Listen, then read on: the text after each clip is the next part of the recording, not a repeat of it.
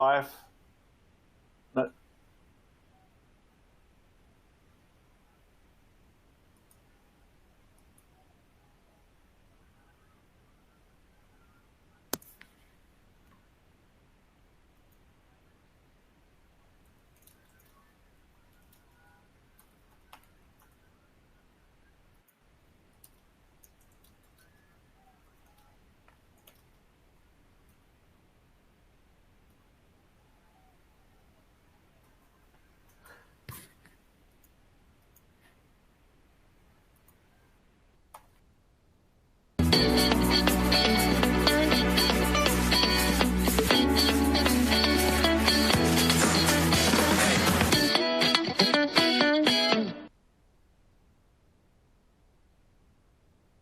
Good morning, good afternoon, depending on when what time you're dialing in. My name's Nicholas Kontopoulos, and I've got the great privilege of hosting today's webinar.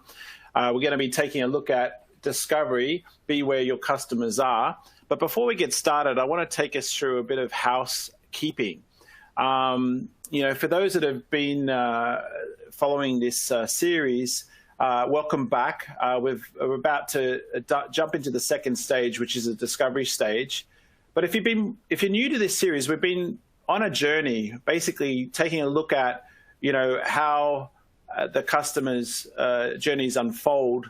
And basically, we're going to spend today, double-clicking in on the discovery topic, as I mentioned. But before we get started, I want to make sure you get the best out of today's session by familiarizing yourself with the webinar platform. And make sure you've got your speakers on, your headset on, and your volume jacked up. That's going to be really important, obviously. If you're experiencing any technical issues, try refreshing your screen by pressing the F5 button on a PC or Command R on a Mac. The console on your screen is an interactive one. This is a console that enables you to really get the most out of the session. So feel free to customize the layout.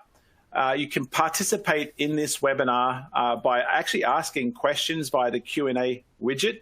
So again, I encourage you to push any questions you might have to the speakers. You can also view the actual speaker bios of the speakers involved in today's session. And I also encourage you to look at resizing the widgets if you can, and ideally, you should be connected via a wired connection if possible, and make sure you close off all other apps and windows running in the background, because again, this will have a significant impact on the bandwidth that may result in some lag in what you're hearing and seeing on the screen. But now I'd like you to basically grab a cup of coffee or a drink and sit back and get ready to enjoy the session.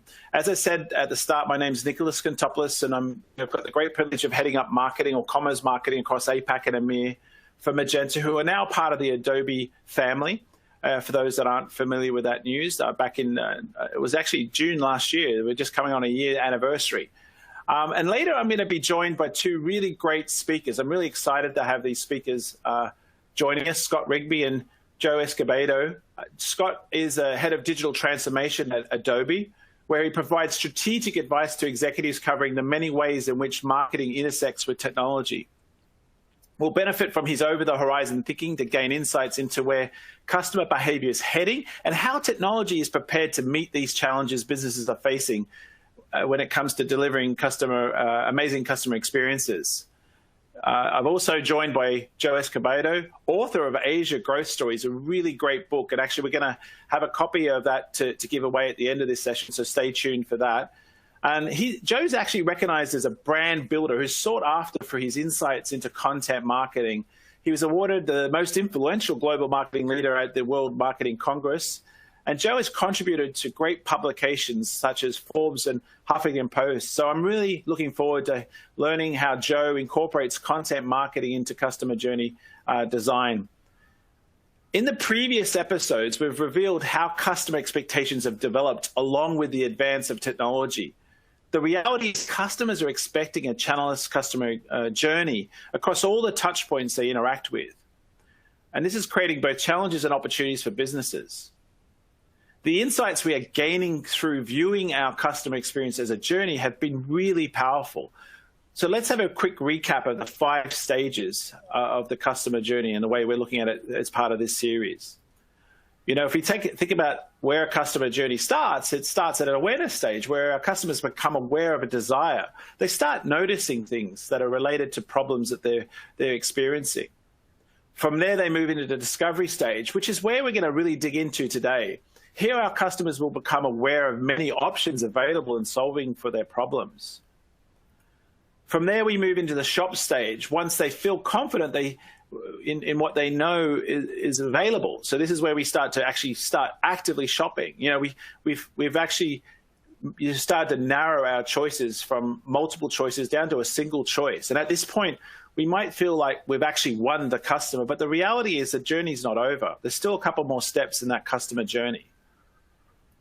Ultimately, we've got to deliver a really smooth transactional experience during the purchasing stage. This is often overlooked when I look at how customers approach their engagement with the customers. They really need to think about this step in particular.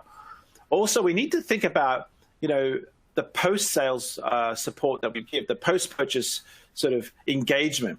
To deliver a really well-rounded and delightful customer experience is really critical that we also think about these additional steps in the journey once someone's bought something from us. Today I'm going to share some insights into the discovery stage, as I said earlier. We're going to be looking at the mindset and activities of our customers here. Then we're going to be joined by our guests and discuss some of the practical things you can do to get on the customer's radar, which is obviously really important. There's a lot to be covered, but the main takeaways for this episode will be how to make sure you're on your customer's radar, how to use personalization to align with your customer's aspirations, how to be responsive and meaningful across all of the channels, and finally, how to trigger that shop stage. Once you know you're in the market for something, you want to discover your options. I think we could all relate to this in that respect. We've all been here. And honestly, I personally think this is the fun part of shopping, or at least it should be. I mean, if I think about a lot of the travel I do, it's on business. I'm often in and out of airports. And I really do enjoy engaging in some of the displays at the airports that brands put up. I also, I don't know if I'm admitting a dark secret here, but I also love using Instagram and Pinterest. I'm actively in these 2 apps all the time, looking at products and, sometimes, consciously and sometimes subconsciously, I'm engaging in content, and sometimes that content takes me a place I hadn't planned on. But again, more and more of these apps are becoming used by consumers to really find solutions to problems that they're seeking. So when I realize I need to buy something, I look forward to actually window shopping with a purpose. That's the type of shopper I tend to be. Once I've realized that I need something, I typically am a purposeful shopper. And I think, as a seller, this is a critical stage in the customer's journey, because if you're really not on the customer's radar when they leave this stage, it's pretty much over for you. You need to be where your customers are. And this is, again, a key area of focus for today's session. We need to ultimately understand where our customers are at by understanding their needs. This helps us with targeting. It helps us optimize for search. Before they even start looking for options, we have to help them believe that a solution is possible. We need to show that that solution is within their reach, and actually ultimately that it's worth reaching for. Right now, your customer is thinking, how do I address my needs? And this might be, start with a general thought. It might be more general in nature, like I need to buy a wedding present, which is a great opportunity to inspire a solution. Or maybe it's more specific, like I need a replacement part requiring a more considered message. In both cases, we need to be more than just being where the customers are digitally. We also need to be with them emotionally by aligning with their vision of a future solution. This is why aspirational marketing is so effective. Now, the cool thing is with technology delivering deeper insights into our customers, it's getting easier to align messaging with their aspirations. This enables us to show our customers that we understand them, that we can meet their needs. This is one of many ways we can build trust with our customers. Other ways include demonstrating expertise in the area of interest and being active in the community at large. I think these are also often overlooked. Building trust and desire is fundamental to getting onto your customer's wish list. An unknown or question mark just won't cut it today. That's why it's not enough for a customer to simply know you exist. They've got to believe you're worth the effort for further investigation. So what are your customers doing? Well, the discovery stage is a time when your customers are actively focused on finding solutions. This is why it's such a critical stage. They will be doing things like favoriting and pinning things, like I mentioned earlier. Personally, and I'm sure we all do this. We'll find a website or a product, we will save or bookmark it. We'll start reading reviews and watching influencer videos are becoming increasingly important. We'll add stuff to wish lists. All of these activities do two things in our favor. First, it creates the opportunity for your brand or product to be discovered. But equally importantly, it also enables us to learn a lot more about our customers. It can reveal a lot more about what drives them, what makes them think. The discovery stage is also a very social stage. I mean, if you think about it, I'm sure we can all relate to, examples or have examples of where we've talked to our wives or kids or friends about, products that we're thinking about buying and that we get quite excited about buying. We share stories. It becomes quite often a community engagement. Entire communities are actually built up around industries that, we think about makeup or sneakers or books or CRM or e-commerce, even, and this is in a B2B or B2C context. I mean, if I share some insights into some of the communities I participate in, like Goodreads for books or IMDb for films or TripAdvisor, I'm active in there and often sharing my thoughts on hotels I've stayed at or resorts I've stayed at or seeking out insights on where I should stay at. People visit communities to discover solutions to their problems or needs. They ask for advice. And this is in a B2B and a B2C context. The examples I gave there were very B2C, but think about LinkedIn is also a platform that's actively used regularly by many professionals seeking out advice or looking for content. Ultimately, we look to curate lists and reviews. We want to make it easy for our customers, our prospects, to be able to ask questions. And we also want to create a space that encourages our most loyal customers, the ones that are advocating on our behalf, to engage with the community. And ultimately also look to reward them for their loyalty. I think this is also something that's really important. After all, that's what a customer journey is all about. It's nurturing a prospective buyer until they become a customer and ultimately, hopefully, an advocate for our brand.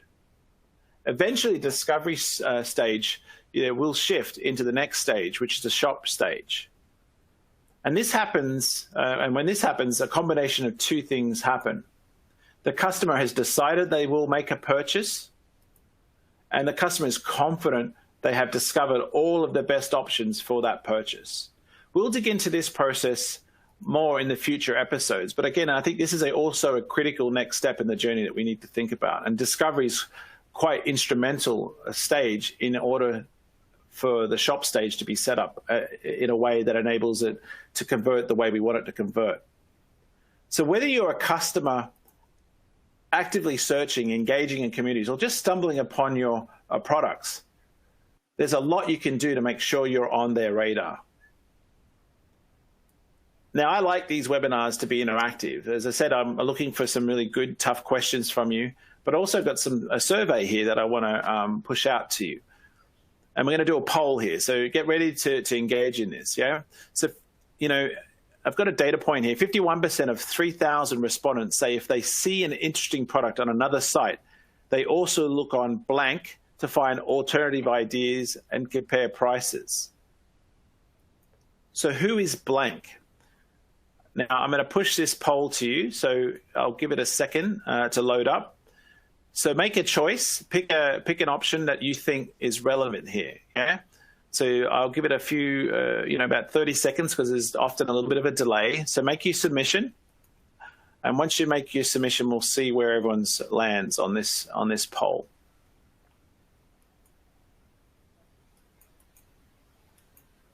So I'll give it a few more seconds.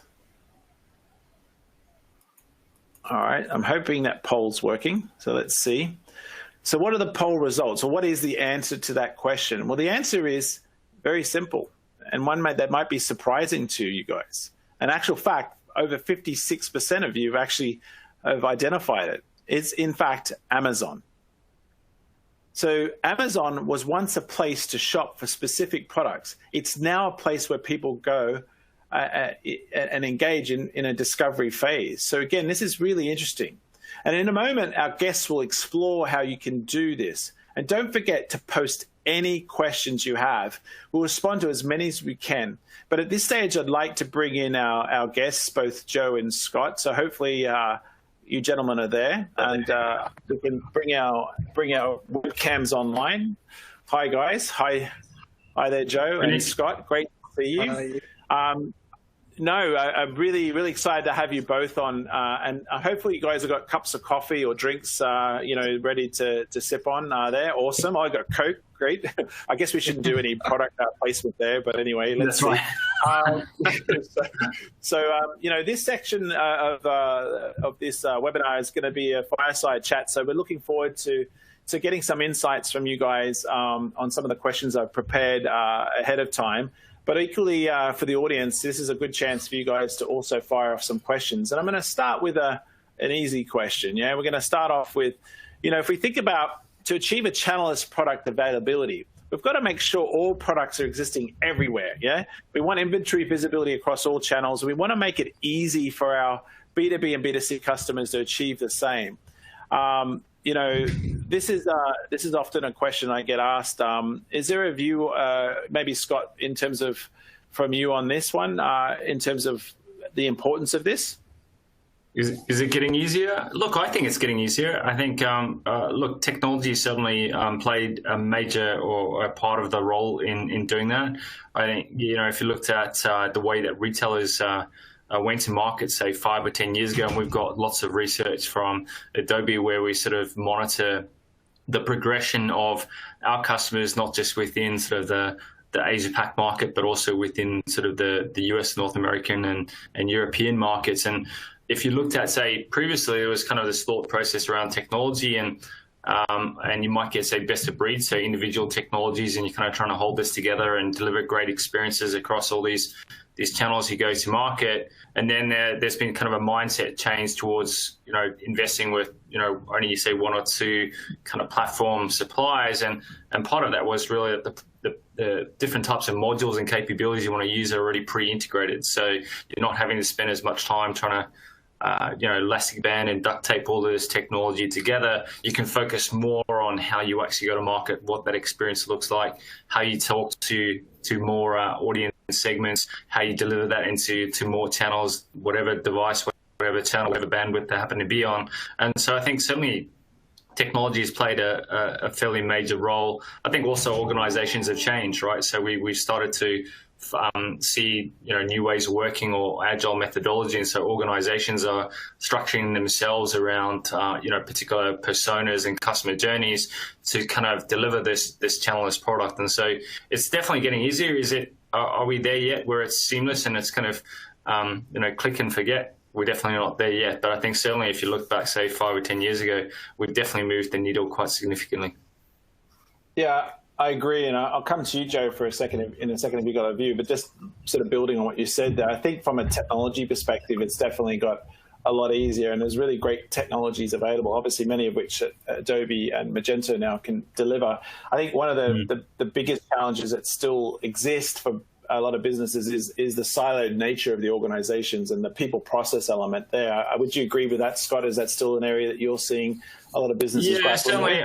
I think, different businesses, struggle in different ways. So if you look at, say, maybe the digitally born retailers, I think kind of come with that mindset of already kind of working together in sort of Scrum Agile type teams and different types of capabilities. So you might have, the content production sitting together with sort of the product owner, together with the customer journey or persona owner, together with, say, the marketer and the analytics person, possibly legal risk, whatever it might be, kind of all working collaboratively together. I think there's definitely kind of the bricks and mortar businesses that have had to sort of evolve from, possibly they're 100 years old or possibly even longer, and kind of evolving over time and changing kind of the culture as well within the organization. These are not simple things that happen overnight, and really does take a lot of will from the leadership team and the board to make those changes.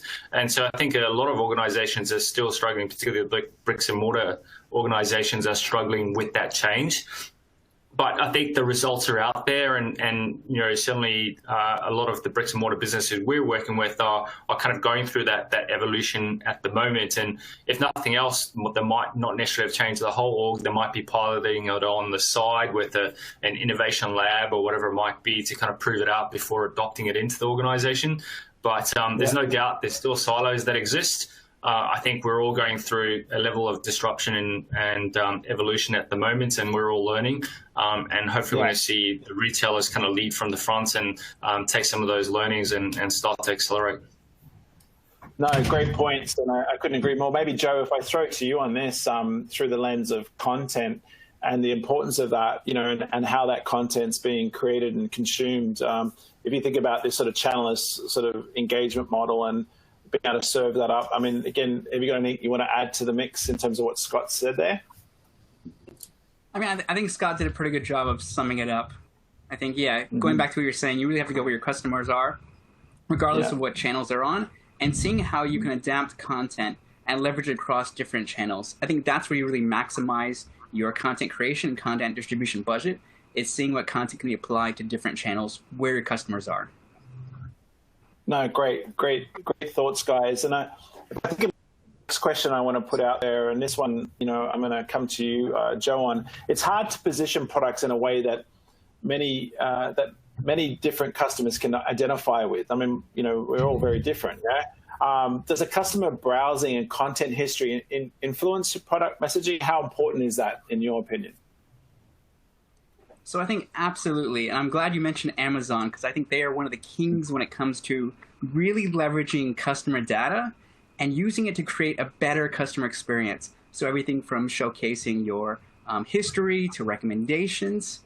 And if I apply that to a local context here in Singapore, there is a food delivery app called Redmart, which is now owned by Lazada.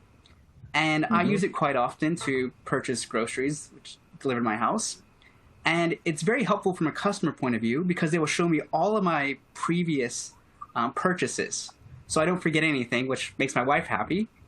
And it benefits me. And it also benefits the business because it's driving incremental revenue for things that you don't necessarily, think about when you go to a traditional store. You may forget it.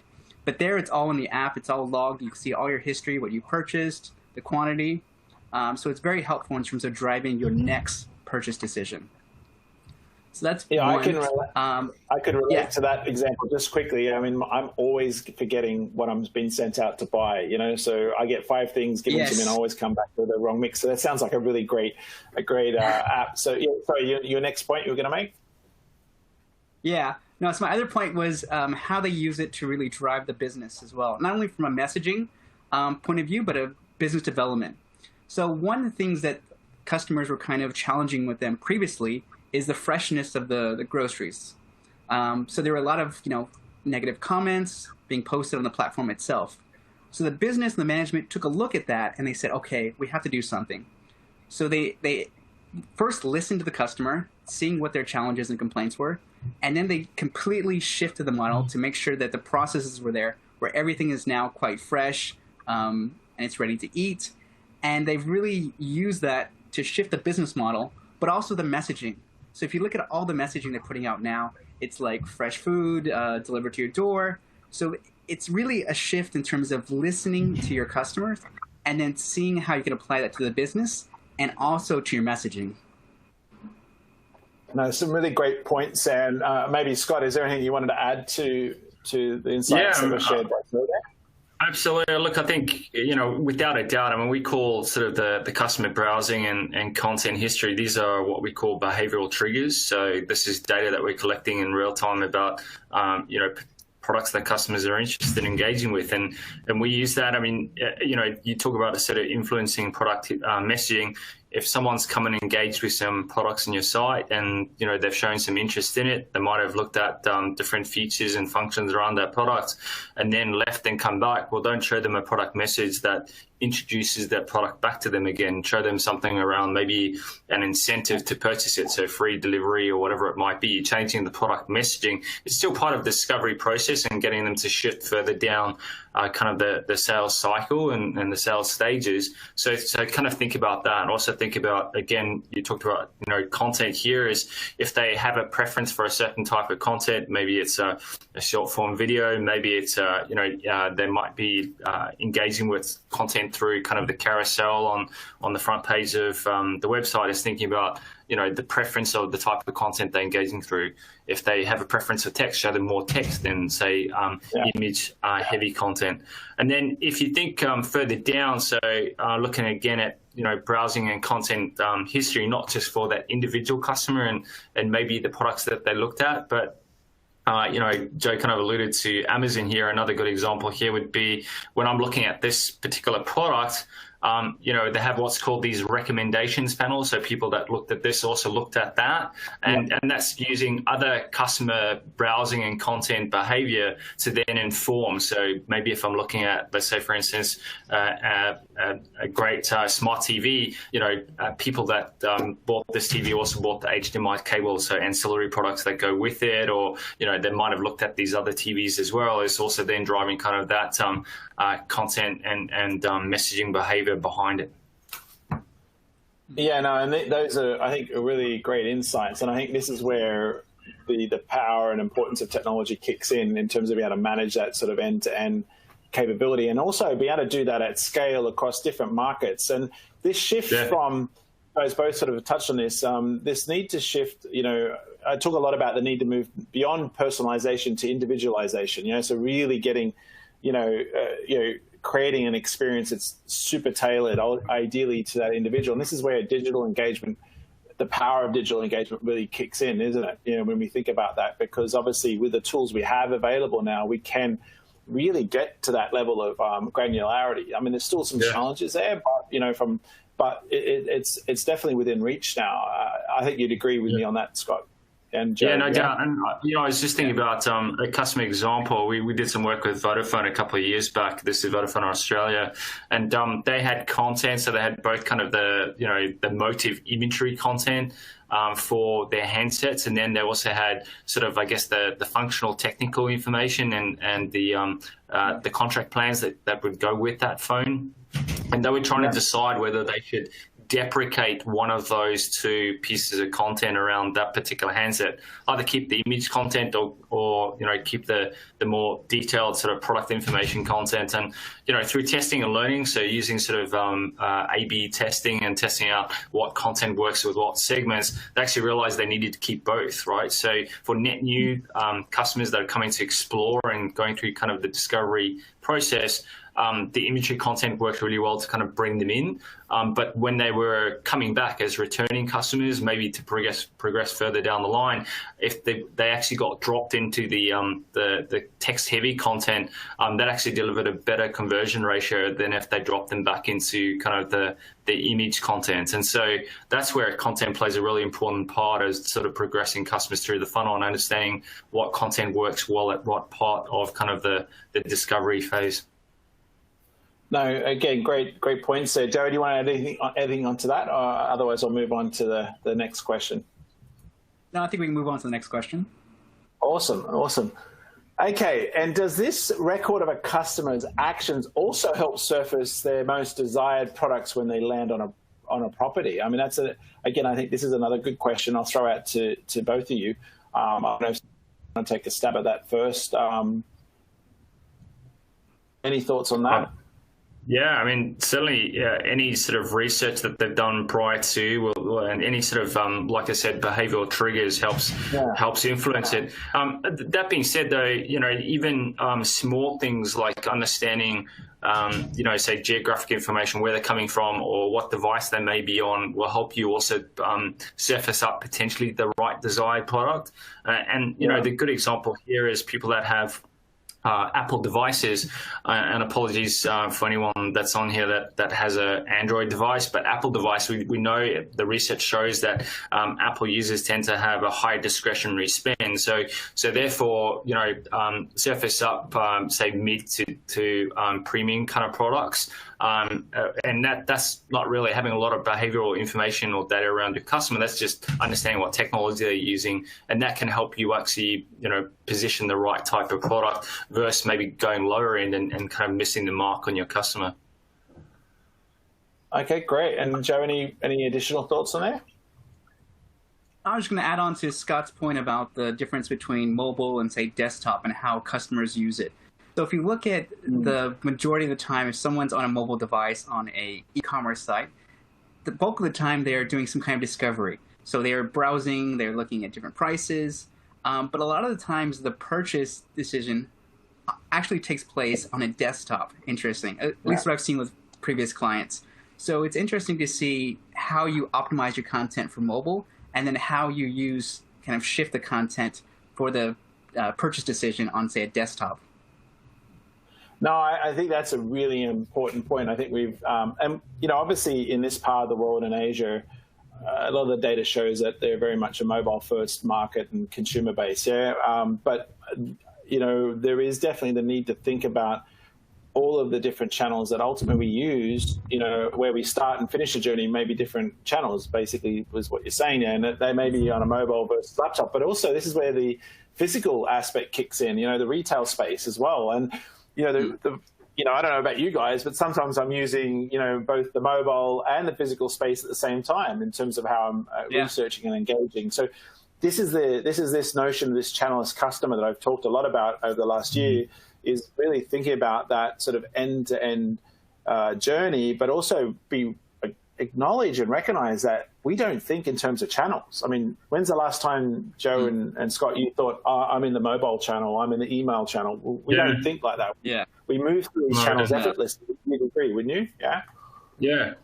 Look, I mean, I was actually in Bunnings, which is a hardware store, a significant hardware store in Australia this week. And, I bought, I was looking for a water irrigation timer. And I was searching on my mobile while I'm searching in store as well for the product, and kind of doing my research while I'm kind of navigating around and making sure that, I got the best possible price at the same time. So I was doing kind of the online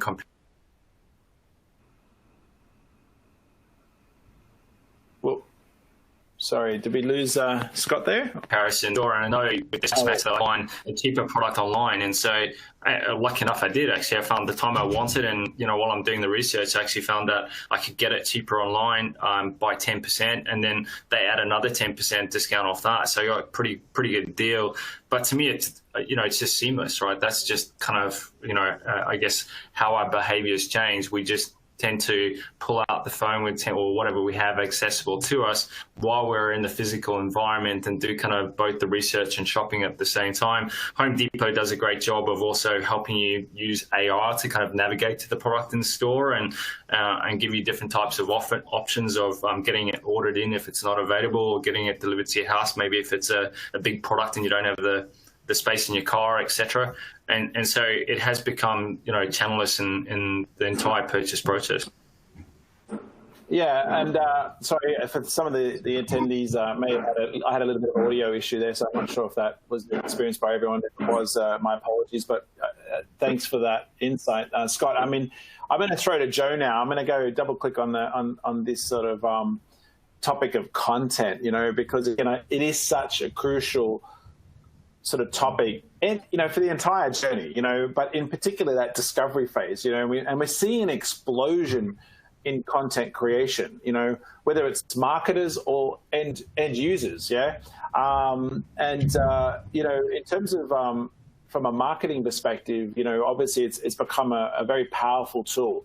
I think this, hopefully the attendees and people that are watching this will see this as an example of us creating content that hopefully creates value for those that are watching this. So I think it's, whether it's B2C or B2B, it's becoming increasingly important. I guess the question here is, it does a better job of plugging into aspirations by sharing knowledge. And often this is often influence or third-party content. Yeah, so we've seen a lot of marketers starting to use third parties or influencers in terms of how they communicate or engage an audience. How is this activity supported and managed? I mean, any thoughts, Joe, from your perspective, and how brands, whether B2B or B2C, approach this? Sure. So I have a very different perspective on influencers because it's a topic that pops up every time I do a talk or at a conference. And so for me, a lot of people think of influencers as like the Kim Kardashians, like that level of celebrity in terms of influencers. And if you're a smaller business or a medium-sized business, you can actually have more success leveraging what I call micro-influencers. And so micro-influencers, some of the best and most powerful ones, can be your employees, your partners, your clients. So I think not enough organizations really leverage their internal resources to really amplify their messaging. So there's a lot of different tools out in the market. LinkedIn has Elevate, which is a tool where you populate content, and then anyone can log into the app and then just hit a button, and then it'll share that content directly onto their social platforms. So that's one. But if you're a smaller, organization, you may have your own internal chat, whether it's a WhatsApp group or you use Slack. And this is something we did in my previous organization. So if there's any kind of big announcement that we wanted to share and get a lot of reach for it, we would share the article first in our internal group and then ask everyone, say, hey, could you please share this across your social media channels? And then just drop a note when you've done that. And that worked like gangbusters in terms of really driving exponential reach for our big announcements. And it was very targeted because our employees were connected to our customers, they were connected to our partners and peers. So it was not only reach, but it was, I would say, targeted and quality reach as well. Yeah, I think that's really important. And it is actually quite exciting at how quickly you can get and connect with audiences now. One of Adobe's great partners is Hootsuite. Actually, they've got a great platform that enables us to reach, our customers to reach out to audiences. I mean, Scott, have you got any additional thoughts that you'd like to add into the mix there? Yeah, I was going to add, we've actually got a technology called Livefire, which is great at kind of reaching out into the social sphere where, and this again is using sort of some of Adobe's, machine learning capability. We can actually go out and you could search for, say, two people sitting on a beach with a sun, behind them, Byron Bay, whatever it might be. And it'll actually go out into the social sphere and go and find you that content. And obviously, if you're a brand or you got a particular type of products, is go and search that for you and what other influencers or even people just in using social media are saying about your product, and you can actually then bring that in. And part of that might be just putting it on a page. So maybe you're running an event and you want to just kind of populate a page with sort of some of the positive commentary that's happening around the events, or maybe you want to use some of those image or video assets. We then have kind of the digital rights management capability built into the tool where you can say, hey, Joe, can we buy this image off of you? We think it's great. Contracting, I'll pay you $100, and that happens in the background. But the whole contracting, digital rights management, that happens through the platform, and it's automatically then ingested into our what we call assets management, or we host your imagery, and you can then use that across the different channels that you go to market straight away. And it's got kind of that authenticity that sits behind it, where someone else created. That's again, that was fantastic. I mean, I that type of capability obviously would be hugely attractive. And to your to the point you made, Joe, about these micro influencers, I really like that. And that's again, I think, because I think we often think of influencers as sort of A-list celebrities. But to your point, whether it's B2B or B2C, there's a lot of people out there that actually have a lot of influence within their communities that are maybe less well known on the international stage, but within their specific areas of interest are well known. And again, I think that was a really important point to think about, because I think often when people do think about influencers, they're thinking in the, going down the wrong avenue, and maybe think they have to have huge budgets. But to your point, you can do it actually quite simply. And also to Scott's point, there's a technology now there that enables you not only just to engage those micro influencers, but also to help co-create content with them and ultimately help them and reward them, in terms of that content creation as well, which is also pretty cool. We had a story here where one of the, Tourism Australia is a user of our tool. They happened to talk to one of the state tourism bodies about that particular tool, and that state body was about to go and spend sort of, tens of thousands of dollars on a photo shoot. And they said, well, actually, with this tool, you could go and find images probably that you wanted. And they used the tool, they found the images, and probably for, a 5% of what the cost of an agency or photographer to go out there and take the photos, they managed to get the images they want, and they managed to get it straight away to be able to use in a campaign tomorrow. Oh, that's pretty cool. Yeah, definitely. Yeah. Joe, did you have a comment there as well? In addition? No. Oh, okay. Well, awesome. That was some really great insights. I'm actually going to kick out to a poll again, because I want the audience to keep them on their toes. What percentage of searches on Pinterest don't include a brand name? So that's the next poll question. So I'm going to push that out to you guys now. So indicate what you think that percentage is, and I'll give it a 30 seconds, because typically I find, Joe and Scott, it takes a little bit of time for the results to come in. Let's see what happens here in terms of what people indicate, and then I'll reveal the answer. Let's get to the poll results. So I think they're coming in now. So I'm gonna. Wow. Okay. We're at the moment I'm 100% on more than 95%. So what is the answer? It looks like everyone's pretty smart that's attended today. According to Pinterest internal data, 97% of searches are unbranded. Yeah, this shows how important content is in the discovery stage. Yeah, so I think this is often I actually think that's quite an insightful data point. From what I think is a pretty valid platform. In terms of credible platform, in terms of that insight. Joe, I'm going to come to you now, mate, for the next question. When and obviously Scott, feel free to chime in, but I'll go to Joe first. When customers are in the discovery stage, their searches can be quite general. And with so much content out there, I mean, there is a plethora of content, if you think about it. Surfacing content that relates to their needs is getting very competitive, yeah? Is there a smart way to create content that, quickly is able to be surfaced quickly by those that are actively seeking out that quality content? Any thoughts on that, mate? Yeah, so I think there's two things. There's quickness and there's the impact of the content. So for me, I try to cover both of those. And I think one thing that I've realized when I was at Forbes and other publications is making the shift away from creating generic content, so like the top 10 ways to do something, to more people-focused content. So having someone be the hero of the story. The reason I did that and why it's worked so well is because I realized that people relate to people far better than they do anything else, and they can remember that story.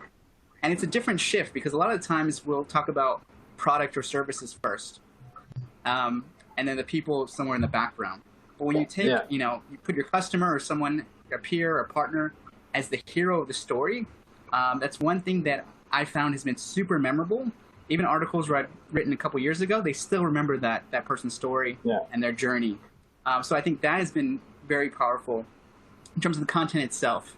Now, if I look at format and making it easier for them to find, one thing that I've found very effective is taking the keywords that I know people are searching for around a particular product or service, go ahead and plugging those keywords into, say, Google or whatever your local is, and then see what type of formats show up on the first page of Google.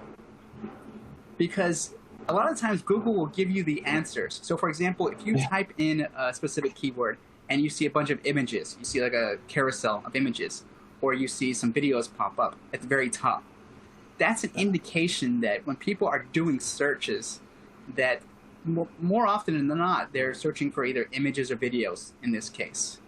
The same could be applicable to text. So you can go through and see, okay, what type of text-based things are they interested in?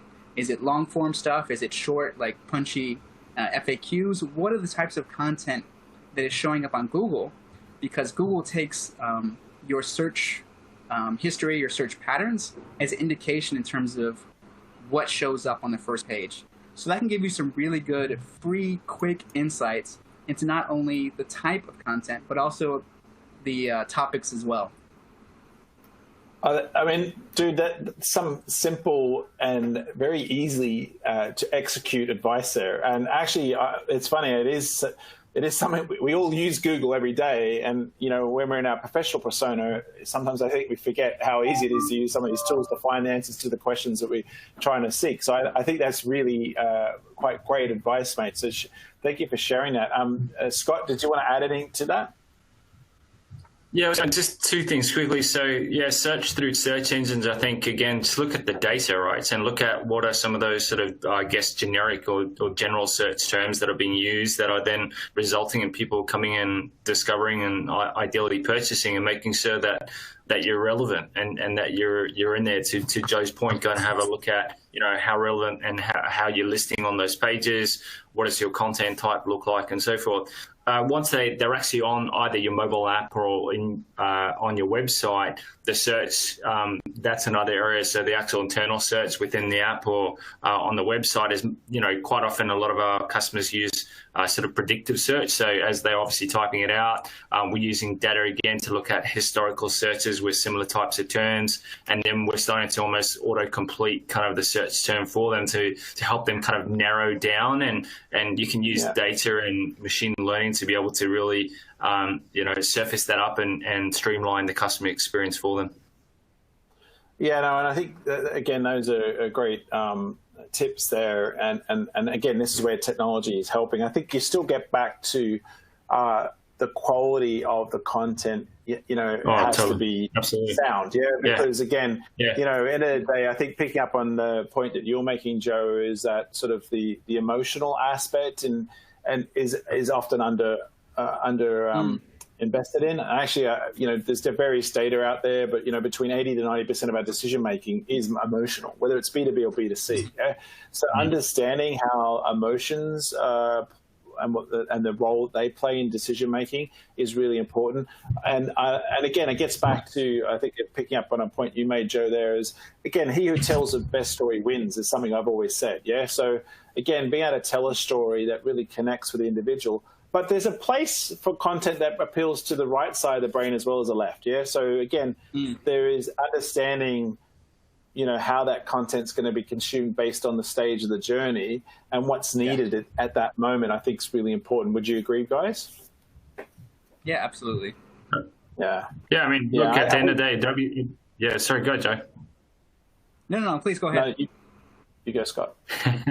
I was going to say, Adobe's heart is obviously our creative heritage, and content is a key aspect of our business, and so making sure that you've got kind of that emotive connection of content to be able to drive customer engagement is paramount. I think that certainly the way I'm thinking about it from a search perspective is how do you get them to the right content that's going to provide the right connection. And for us, it's a balance, right? It's experience in our mind is we talk about sort of data and content as being kind of art and science, and the customer experience delivery, the science being the data, and that's kind of giving you the behavioral triggers of what your customers are interested in, and then content is how you respond back, and you need great content to be able to provide that connection.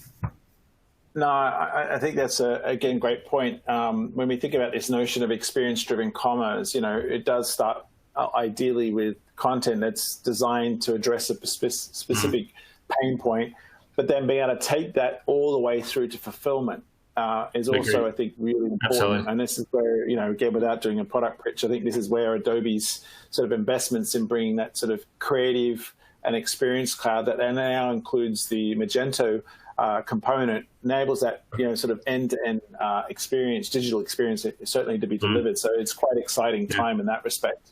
But still a lot of work involved. as I've said earlier, and it's sort of one of my mantras, is that people process element. Again, technology is only as good as your people and the thinking that they're and the mindset they have, I think. So, Joe, I'm going to kick out to you again. I'm making you work hard, mate, today. So when we've been able to do voice search for a while now. In actual fact, it's interesting to watch my own boys here. I've got 2 boys, 11 and 9. I would say 50 to 60% of their searches actually start with voice now. And I think obviously Alexa, Echo, and Google have played a big role in driving this sort of adoption. In terms of we've seen across the globe. But the reality is these devices only often read back the top responses. So that's actually quite problematic now for a lot of businesses. How important is the top spot? And is SEO changing to take advantage of conversational searches? What are your thoughts on that, mate? Yeah, so I think regardless of what kind of platform you're using, statistically, the top 3 searches get the lion's shares of the clicks. So if you're not even in the top 1 or 2, you're missing out on a huge opportunity in terms of traffic. That's one. I think second, in terms of the rise of voice search, obviously Alexa, Echo, and Google Home will play a big role going forward. But for marketers who just want to dip their toes into the market and figure out, how does voice search work and how they could optimize their own content, one thing that I've been experimenting with is, because I'm constantly on the go, I use a lot of, I won't do any product placement, but I get on my mobile phone and you go to Google or you go to whatever your search engine is, and there's a little icon that has a microphone. So I click on that, and then I will go ahead and share whatever my search is. And then that'll give me an indication of what are the type of search results that are showing up for strictly voice, because it'll differ versus me, doing it voice versus me doing it text. Because Google will look at not only things like my intent, but also my location and look at different factors. So that'll give you a really good indication in terms of, just starting your voice search process, giving you good insights in terms of what is the results that Google is currently showing on, say, the mobile, because that's what they'll eventually use to optimize and use for Google Home and the other platforms and tools in which they come out with. Yeah, so I guess your view there is that ultimately it is time for brands to start experimenting if they haven't already done that. I mean, they need to be putting the toe in the water. But again, the hurdle in doing that is not so big. As you said, again, you pointed out some simple examples there of how they can start exploring this. What about you, Scott? Any thoughts you want to add to the mix on that one? Yeah, I think, I think voice is going to be a challenge for a lot of brands. And the main reason for that, and we kind of just talked about it, which is kind of that emotive connection, is how do you build that emotive connection in lieu of having kind of rich imagery or video or kind of brand messaging and so forth, is how do you communicate that via voice? And be able to do that in a way that makes your product stand out above and beyond, say, the other products, assuming you're in the top 3. If you're not even there, as Joe said, you're not going to make it. But it's really about, having to put some hard thinking into how do you get from a pure audio perspective that connectivity with the brand that might not have been there before without kind of the image connection. Oh, great. So I'm going to kick over. I'm just looking at time, so I'm maybe going to skip one of the questions, and then because I want to get to the Q&A, see if there's I see one question. A couple of questions are coming in.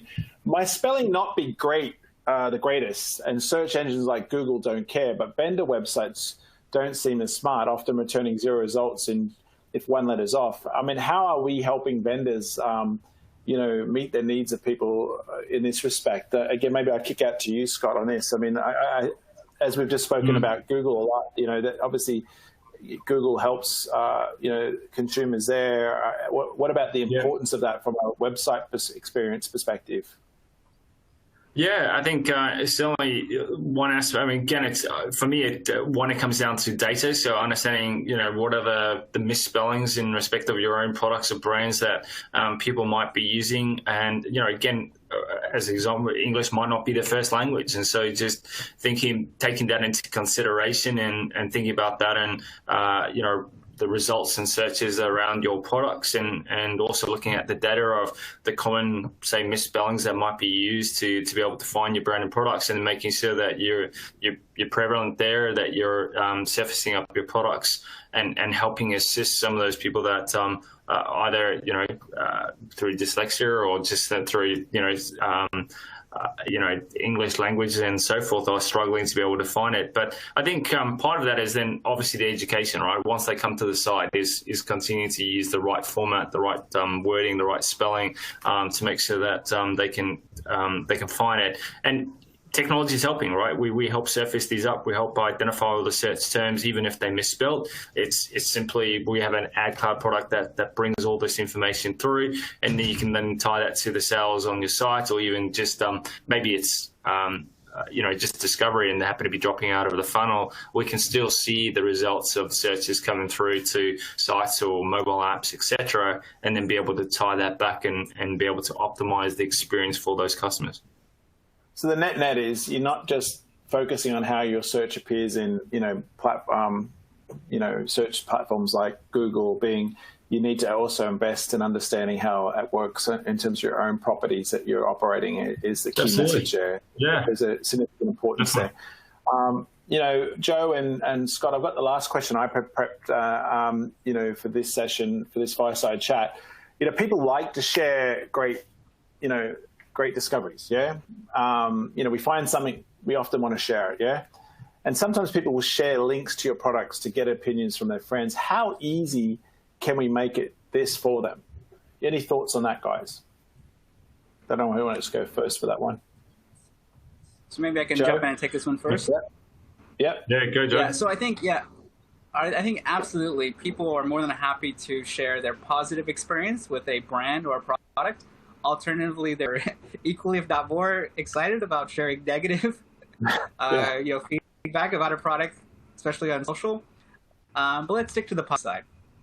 So one thing that I do personally, and I think a lot of people that I've spoken with do as well, is I may not share a product or service that I really like on, say, my public social media platforms, my LinkedIn, my Facebook, but I might go ahead and share privately. So peer-to-peer, I might share via WhatsApp or Line or WeChat, depending on the market. And that really brings the rise of kind of what we call dark social. So platforms that are more peer-to-peer focused, that are not more heavily used, especially when it comes to recommending products or services. So simple things that I've seen some organizations do, which is very smart, is just adding a WhatsApp or a Line or WeChat share button to your e-commerce site or your blog, whatever it is that you want to promote, because you give them an option of not only sharing, say, publicly if they want to, but privately, because a lot of times they're more inclined to do that. So just give them the option to share in a format, in a platform that they feel more comfortable doing so. Again, you're sharing some really nice nuggets there. What about you, Scott? Anything you want to throw on top of that? Yeah, look, I think echoing what Joe said is, I understand the market in which you're trying to target. So, if it's Line or any of those sort of social media, it depends obviously in what country you happen to be in, is making sure you've got it available. First and foremost, I'd say, is make it as convenient as possible for your customers. And, if that means having kind of a share button at the top right next to the product or whatever it might be, is making it as convenient as possible for your customers to be able to share it out.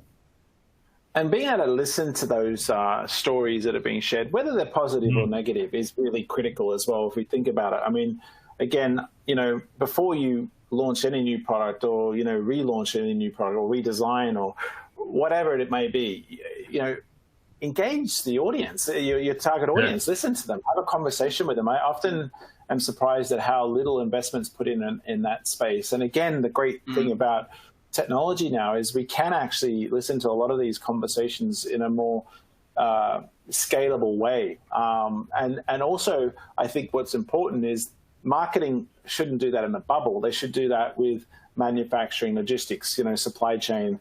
It's an end-to-end sort of process in terms of the way the customer engages with the brand. So I think capturing those insights and helping share that across the enterprise and ultimately creating conversation around that is really important as well. I think I think you guys would both agree with me on that one. Yeah, definitely. I mean, product development, and there's some great content here that will obviously be collected through kind of these mechanisms that you can feed back into product development and help you iterate on your own products, but also possibly the way that you go to market or new opportunities to be able to develop the product or ancillary products that might be offered in conjunction with it. This is a valuable resource. It's just I don't think it's leveraged as much as it probably should be. Great. I've got a question here. I'm going to kick out to the audience now. So some questions have been coming in. So I'm going to quickly get across a couple of those. We might run 1 minute over. Actually, one of the questions, someone's tried to Google, actually, while we're doing the session, Livefire, Scott, that you mentioned earlier. Yeah. What's that class? Have we rebranded that now under Adobe? That was the acquisition, and now sits within our Adobe Experience Manager. So it sits within kind of that product, and it's a capability or module within kind of that product. So that's anyone that was interested in that, they go to the Adobe Experience Manager. Yeah, and I should say it's LYVE Fire. LYV. Okay, there we go. It's not Livefire. Oh, excellent. The other one I've got here is a question. Let me just see. Is there a way to know if our products are more suited to traditional advertising or content creation? Anyone want to take a stab at that? Maybe Scott, you got a view on that one, mate? I was going to say data, right? So, I mean, at the end of the day, your customers will tell you, which channel is probably best in which to engage those products, and then, which is delivering the best possible connection. So if you understand your data, I mean, obviously, again, rich content is important and the right content and the right channels, but, to be able to actually tell you whether it's working or not, data is the one that's going to help you inform you on that decision. Yeah, I couldn't agree more. I mean, I think this is the importance, and that's when the importance of connecting data becomes extremely important, because again, it's not just about marketing, but it's about all that data we have front and back office and surfacing that up in a way.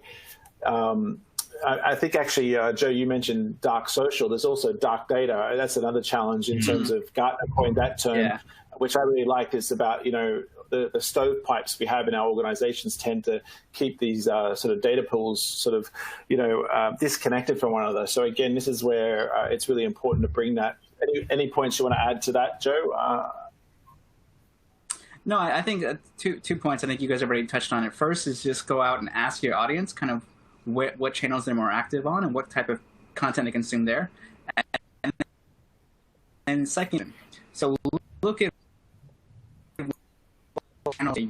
your own platforms. That'll give you an idea in terms of validation that you're actually using the right channels.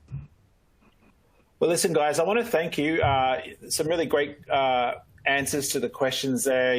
Awesome insights. I wouldn't have expected any less from both you guys, because you are truly people that influence my own personal thinking, and I'm hoping that the attendees will agree on this, and I'm confident they will. So I really want to appreciate that. I think if we look at sort of some of the key takeaways here is, we need to look at how we use data to personalize, individualize, our content and our experiences that we're delivering. We need to support content creators, make it easier for them to create content and ultimately include us in their products. Use tools that, and there's a huge amount of cool tools now available that Adobe brings to the table, and some of our partners bring to the table that we've touched on today that can really help you here.